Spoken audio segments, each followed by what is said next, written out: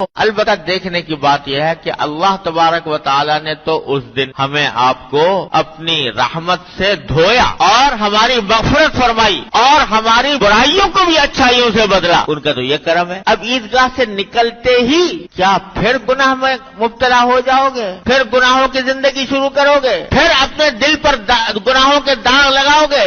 اللہ تعالیٰ کو پاک صاف کر کے تمہارے جسم کو بھی، تمہاری روح کو بھی، تمہارے ایمان کو بھی پاک صاف کر دیا، تمہاری مغفرت کر دی. تمہاری اللہ تبارک و تعالی نے اتنا کرم فرمایا، تمہاری ٹوٹی پھوٹی عبادتوں کو قبول کر لیا. تم نے عبادت کا حق ادا نہ کیا تھا، اللہ تعالی نے اپنی رحمت سے کہہ دیا کہ چلو گنتی پوری کر لو، ہم لگا دیں گے تمہارے حساب میں. لیکن تم ادھر تو دھل دھلا کر نکلے عیدگاہ سے، اور وہاں سے نکل کر پھر وہی گناہوں کی زندگی کا ڈھب کا پہیا چل پڑا، پھر وہی بال لوٹنے کی فکر، پھر وہی رشوت ستانی، پھر وہی لوگوں کا دھوکہ دینا، پھر وہی جھوٹ اور غیبت، پھر وہی عریانی اور فحاشی. یہ کیا شکر ادا کر رہے ہو اللہ تبارک و تعالیٰ کے دیے ہوئے اتنے بڑے انعام کا؟ تو اس لیے یہ مت سمجھنا کہ جب رمضان گزر گیا تو رمضان گزرنے کے بعد اب بس ہم آزاد ہیں، جو چاہے کریں، جس طرح چاہے گناہ میں مبتلا ہوں، جس طرح چاہے پیسے کمائیں، جس طرح چاہے خرچ کریں. نہیں، مسلمان کا کام یہ نہیں. مسلمان کا کام یہ ہے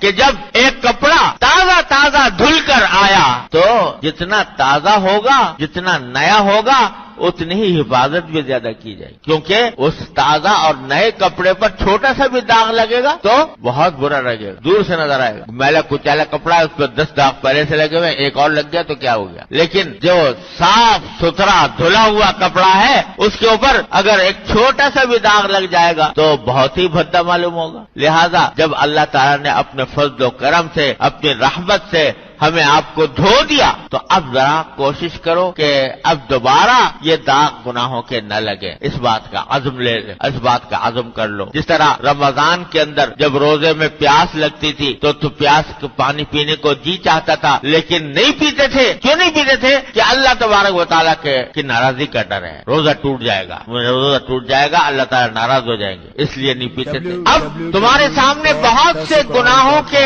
دائیں آئیں گے، تقاضے آئیں گے، وہاں پر بھی دل چاہے گا کہ یہ گناہ کر لوں. تو جس طرح روزے میں پانی پینے سے رک گئے تھے، اسی طرح اس حالت میں گناہ کرنے سے رک جاؤ. دل میں تقاضا ہو رہا ہے کہ میں آنکھوں کو لذت دینے کے لیے کوئی ایسی فلم دیکھوں کہ جس میں میری آنکھوں کو لطف اور لذت حاصل ہو جائے. یہ تقاضا ہو رہا ہے، یہ شیطان کا تمہارے دل میں ڈال رہا ہے تقاضا، تمہارا نفس تمہارے دل میں ڈال رہا ہے. اور اللہ کے لیے اپنی آنکھ کو اس سے بچا لو کہ میرے مالک نے یہ نعمت دی ہے مجھے دیکھنے کی نعمت، یہ ایسی نعمت ہے، مفت مل گئی ہے، اور اس کے اگر یہ کبھی چھن جائے تو پتہ چلے کہ کتنی مصیبت ہے. اگر یہ چھن جائے، ذرا بینائی کے اندر کمزوری آ جائے تو آدمی ساری دنیا کی دولت خرچ کرنے کو تیار ہو جاتا ہے. تو یہ میں اللہ کی مرضی کے خلاف استعمال نہ کروں، روک لیتا ہوں. یہ ہے ایمان کا کام. دل میں ایک رکاوٹ پیدا ہو، اسی رکاوٹ کا نام ہے تقویٰ. اسی خلش کا نام ہے تقویٰ، جو انسان کو کہ باغ انسان کے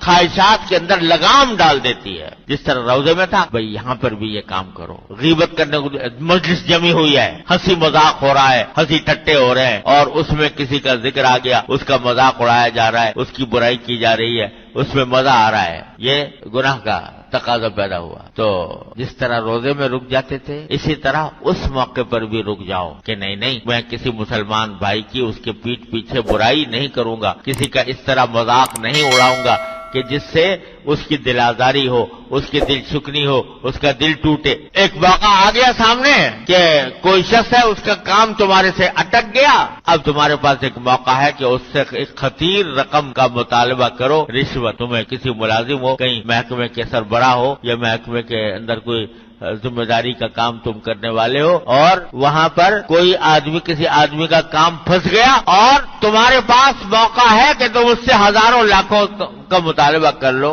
رشوت کا. اس وقت امتحان ہے، تمہارے روزے کا امتحان ہے کہ جو روزہ رکھا تھا اس سے یہ تقویٰ پیدا ہوا کہ نہیں ہوا کہ میں اس لاکھوں روپے کے اوپر ٹھوکر مار دیتا ہوں، کیونکہ یہ حرام کی کمائی ہے، یہ میری رزق کو حرام کرے گی، اس سے میرے جسم پر جو گوشت روئے گا وہ حرام کا گوشت اگے گا، میں اپنے بچوں کو کھلاؤں گا تو بچے حرام سے پلیں گے، یہ دماغ میں خیال آ گیا۔ یہ ہے روزے کا حق، یہ ہے کہ اپنی آئندہ زندگی کے اندر تمہارے دل میں یہ خیال پیدا ہونے لگے کہ میں اپنی اولاد کو حرام سے نہیں پالوں گا، اپنے جسم کا گوشت حرام سے نہیں اگاؤں گا، چاہے مجھے دال روٹی پر اتباع کرنا پڑے، چاہے مجھے بھوکا رہنا پڑے، چاہے مجھے فاقے کرنے پڑے، رشوت کا ایک پیسہ اپنی زندگی کے اندر استعمال نہیں کروں۔ یہ جس دن پیدا ہو گیا سمجھو کہ الحمدللہ روزے کی حقیقت حاصل ہو، روزے کی اس کی کوشش